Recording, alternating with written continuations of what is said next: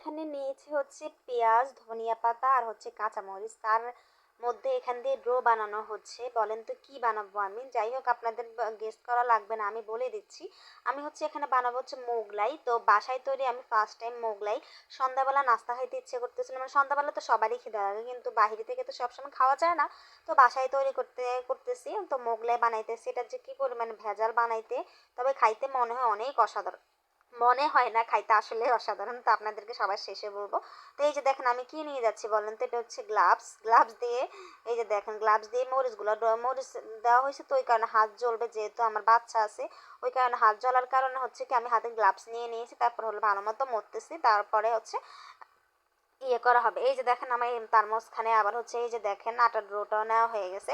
এখন হচ্ছে যে রুটির মতো বেলতে হবে। এই যে দেখেন আটা নিয়ে নিচ্ছে, এখন হচ্ছে বেলার পালা। এই যে বেলার পালা প্রায় শেষ পর্যায়ে। এই যে তার মধ্যে আবার দেখাতেছি আপনাদেরকে হচ্ছে ডিমের সাথে আর কি ওই যে সালাদগুলো মিক্স করা হয়েছে। তো এটাই হচ্ছে মোগলাই মেন ইয়েটা আর কি। তো এই যে দেখেন আমাদের রুটি বেলাবেলির কাজ চলতেছে, এখনো রুটি বেলাবেলি শেষ হয় নাই। গোল করতে হবে সুন্দর মতো। যদিও গোল না করলেও চলে, এটা তো রুটি খাবো না, এটা তো মোগলাই হবে। তো যাই হোক, এই যে সুন্দর মতো এই যে দেখেন করতেছি। করার শেষ হয়ে নেক, শেষ হওয়ার পরে হচ্ছে মোগলাইটা বানাইতে হবে। তো এই যে দেখেন সুন্দর মতো আটা দিয়ে এখন বেলতে হবে। বেলাবেলি শুরু হয়ে গেছে। তো কি যে মানে এইগুলো বানাইতে কিন্তু অনেক ভেজাল, ওই কারণে হয়তো বা মানুষ বাজার থেকে কিনে খায়। যে ঘরে বানাইতে অনেক খাটনি, অনেক জিনিস লাগে, এই আর কি। তো তবে ঘরের বানানো জিনিস কিন্তু খেতে অনেক মজা আর হচ্ছে স্বাস্থ্যকর হয় বাইরের জিনিসের থেকে। তো মানুষ তো এখন শৌখিন, ওই কারণে খাটনি হওয়ার ডরে কিন্তু বাইরে থেকে কিনে খায়। তো এই যে দেখেন আমি এই যে রুটিটা বানানো প্রায় শেষ হয়ে আসছে। এটা কিন্তু আরও পাতলা করতে হবে, এটা একটু ভারী। পাতলা হয়ে আসলে কিন্তু আমি হচ্ছে এটা দিব, পুরটা দিব। তো এই যে দেখেন রুটিটা বেলতেছি, বেলা এখনো শেষ হয় না। একটু পাতলা করতে হবে, ভারী করা যাবে না, ভারী করলে কিন্তু ফুলবে না। তো এই যে দেখেন তার মধ্যে এই যে আমি পাইপেন দিয়ে দিছি। অন্ধকারের কারণে কারেন্ট চলে গেছে, তো আবার এই কারেন্ট চলেও আসছে। এই যে দেখেন পাইপেনটা দিয়ে দিছি, তার মধ্যে এই যে আবার ডিমও দেওয়া হচ্ছে, মানে এটা হচ্ছে ফুড।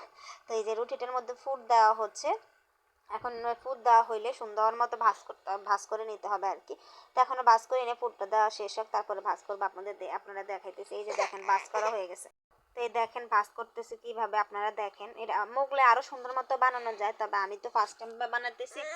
আল্লাহ, আবার অন্য একদিন বানাইলে হয়তো আরো সুন্দর হবে। তো আজকে ফার্স্ট টাইম বানানোর কারণে হয়তো একটু সুন্দর হবে না। তো এই আর কি। তো এই যে দেখেন মোগলাই ইয়েটা বানানো শেষ। এখন হচ্ছে তেলে দেওয়ার পালা। এই যে দেখেন সুন্দর মতো দেওয়া, এখন এটা নিয়ে যাব তেলে দেওয়া ছেড়ে দিব। এই যে তেলে ছেড়ে দেওয়া দেওয়া হইতেছে। তেলে ছেড়ে দেওয়ার পরে আর কি উঠাবো, উঠানোর পরে কাটিংয়ের পরে হচ্ছে খাওয়া দাওয়া। তো এই যে দেখেন আপনাদেরকে দেখাই, এটা তেল কিন্তু দেওয়া হয়ে গেছে। তো এই যে দেখেন কি সুন্দর, তেলটা কিন্তু একদম নিভু আগুনে দেওয়া হয়েছিল, তারপর আস্তে আস্তে আগুনটার পরিমাণ বাড়ানো হয়েছে, তারপর তেলটা একটু গরম হয়েছে, এভাবে এই আর কি। তবে দেখেন আপনাদেরকে একটু দেখাই। এই যে দেখেন আমাদের মোগলাই কিন্তু হয়ে গেছে। এখন হচ্ছে প্রায় শেষ।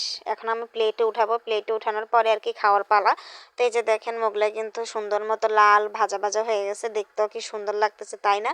তো এখন নিয়ে যাবো আমার শাশুড়ি আম্মুর কাছে, উনি আমাকে খেয়ে বলবে যে খেতে কেমন হয়েছে। এই যে দেখেন 4 পিস ভাগে আসছে, আরেকটা বানাইতে দেওয়া হয়েছে আর কি। তো এই যে দেখেন আম্মু লাইক দিয়ে দিয়েছে আপনাদেরকে সব, মানে